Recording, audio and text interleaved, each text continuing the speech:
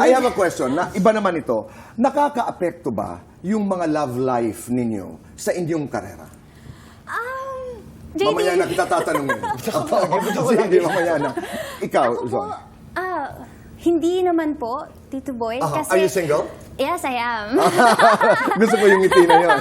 Yes, I am. Hindi Okay. naman po, kasi siguro ako po, alam ko po yung priorities ko. Alam And ko right po now, yung, your priority is? Yes, sabi nyo nga po, ang dami ko na pong napagdaanan, Right. yung pinanggalingan. So, ito po talaga yung gusto ko eh. I don't want to waste it. Yes, ito na po yung opportunity ko. Parang sasayangin ko pa ba? Hindi ko pakakawalan. Opo, hindi ko papakawalan. Okay.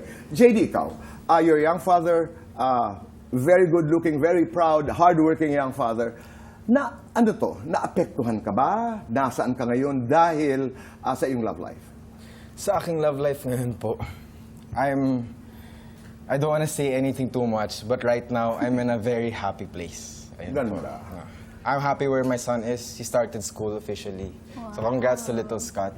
And of course, every day new memories are being made. You know, I stand by the decisions I made.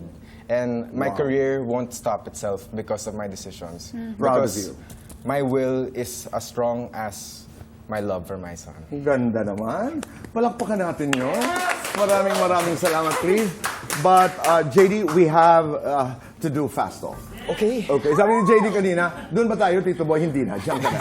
Okay? Hindi ako sure. Alright. JD, pogi, cute. Cute. Cute dad, cool dad. Cool dad. Papa's boy, mama's boy. Mama's boy. Etneb, takwarents. Takwarin, siyempre. Bida kontra bida. Kontrabida. Tuwing kailan ka good boy. Umaga. Tuwing kailan ka bad boy. All the time. Namana mo kay Isko. Looks. Namana mo kay Mommy Diney. Ugali. Guilty or not guilty? Nag-cutting classes. Guilty! Guilty or not guilty? Nagka-crush sa teacher. Guilty! Guilty or not guilty? Nangupit sa parents. Guilty din. Guilty or not guilty? Siloso na boyfriend. Guilty. Best thing about being Isko-san. Pera! Best thing about being a young dad. I get to grow up with them. Best thing about being Gen Z. Everything's new. To be kind or to be right. To be kind. Lights on or lights off? Lights off!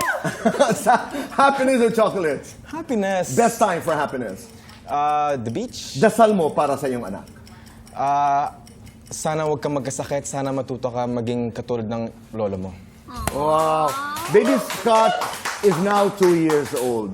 What are you discovering or what have you discovered about you as a person, as a young man, as a father? Mamaya ang sagot.